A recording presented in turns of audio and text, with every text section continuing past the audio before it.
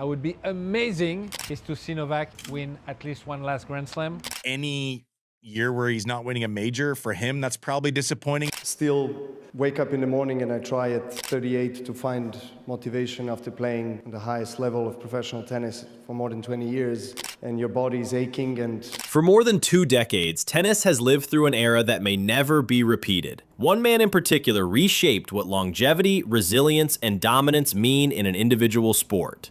Novak Djokovic did not simply win matches. He bent time, defied aging curves, and rewrote the limits of what the human body and mind could sustain at the highest level. Yet, as history has shown again and again, even the greatest careers eventually reach a point where greatness alone is no longer enough. Novak Djokovic is still capable of brilliance. He can still produce stretches of tennis that look untouchable. He can still outthink, outfight, and outlast opponents who are younger, faster, and more explosive. But winning another Grand Slam is not about moments. It is about surviving 2 weeks of relentless physical, mental, and emotional warfare against a field that has fundamentally changed. Any year where he's not winning a major, for him, that's probably disappointing. And also, this was insane to watch this year. He was like a part-time tennis player who was the 3rd best player in the world. He made the semis of all 4 majors. He also won a couple tournaments in addition to those 4 runs at the 4 majors. I just think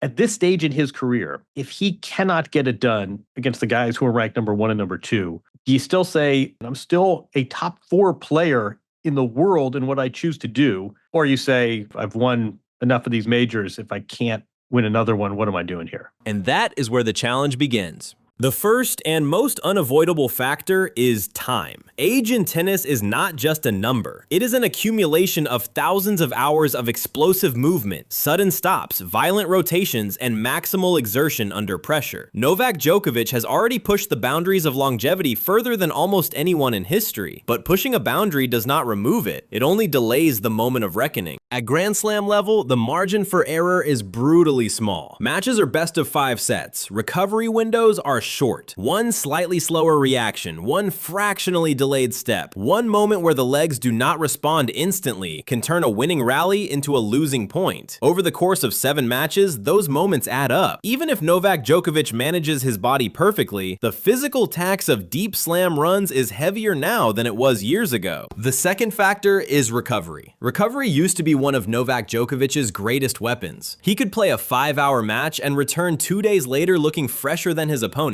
But recovery is not static. As the body ages, inflammation lasts longer. Micro-injuries take more time to heal. Sleep, nutrition, and treatment can only compensate so much. In a slam where matches can end late at night and resume again within 48 hours, the ability to fully reset becomes increasingly difficult. Then there is the evolution of the competition itself. The modern tennis player is no longer just strong or fast. Today's top contenders are taller, more powerful, and trained from an early age to play aggressive baseline tennis with relentless pace. They do not wait for errors. They force outcomes. Against this kind of firepower, defending for hours is no longer a sustainable long-term strategy, even for the greatest defender the sport has seen. It would be amazing is to see Novak win at least one last Grand Slam. It's never been so difficult because, as we all know, Sinner Alcaraz are killing the game.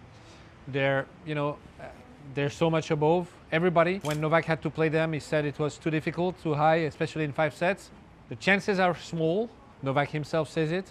But how amazing it would be for him, who is the greatest of all time on the men's side, to win one last Grand Slam in the era of Alcaraz and Sinner and score that unbelievable 25th Grand Slam. Novak Djokovic built his legacy on absorbing pressure and turning defense into offense. But when opponents can consistently hit through the court, shorten points, and finish rallies early, the physical and mental load increases dramatically. Shorter rallies favor explosive youth. Longer rallies favor endurance and experience. The balance has shifted. Another major obstacle is motivation at the deepest level. Novak Djokovic has achieved everything the sport can offer. Records that once seemed untouchable now bear his name. The hunger that once came from chasing history is harder to replicate when history has already been claimed. This does not mean he lacks desire, but the psychological edge that comes from being the hunter rather than the hunted is different. At this stage of a career, motivation must be manufactured internally every single day. Training, traveling, recovering, and competing at the highest level requires constant emotional investment. Over time, that investment becomes more costly. The mind gets tired long before the body fully gives in. Still wake up in the morning and I try at 38 to find motivation after playing at the highest level of professional tennis for more than 20 years.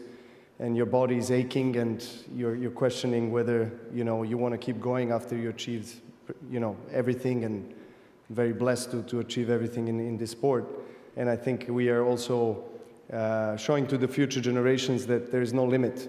Something like in my sport, when I was starting to play professional tennis, when you reach the age 30, you start counting your days. You have to start planning your retirement, but it's not the case nowadays. And I think that's due to many different factors, but I think the level of dedication, love, and passion for the game really builds an unbreakable motivation and something that really transcends your sport, something that really touches younger people's hearts that they are dreaming to become like you one day. So really standing here with him and talking about just love for the game, I think in general for the sport, that really sends an incredible message out there to all the kids around the world, because we all want to keep them off the streets. We all want to see them play tennis, play football, or any other sport that can really lead them to a healthier, a better life. So I'm just, proud to be standing here, obviously, with him on stage. Every time Novak Djokovic enters a Grand Slam, the narrative is no longer about whether he can compete. It is about whether he can win. Anything short of a title is framed as failure. That weight grows heavier with each tournament. Younger players arrive with freedom. Novak Djokovic arrives with history on his shoulders. The mental toll of that dynamic is immense. Tennis is a sport of instinct under stress. When instinct hesitates, even for a split second, the opportunity is gone. That Sinner matchup is rough because he's like playing the prime version of himself. Can he D up against Sinner's power? Sinner likes to get on their front foot. Does he have the defensive ability? He's not faster than he was 2 years ago, obviously. That's not a criticism. I say this all with amazement. We act like there's no chance that anyone could, like, Sinner was on his way out of that tournament and Dimitrov blew out his pectoral muscle. And then it changes. Like, Carlos wasn't play amazingly well at Wimbledon this year. Like, he's, compared to what we've seen from Carlos in the past, now he's going to be he is an all-time great already, #1 player in the world, but like a couple of little things shift in Novak. I don't know. I don't know that he can train the way he used to. I would suspect you can't train that psychotically, and I mean that in a good way, at 38 years old. And if you can't do that, can you get your body to hold up over the course of 2 weeks at a major best of 5? The answer this year was no. Winning another Grand Slam is possible, but possible is not the same as probable. The obstacles are structural, physical, mental, and generational. They do not come one at a time.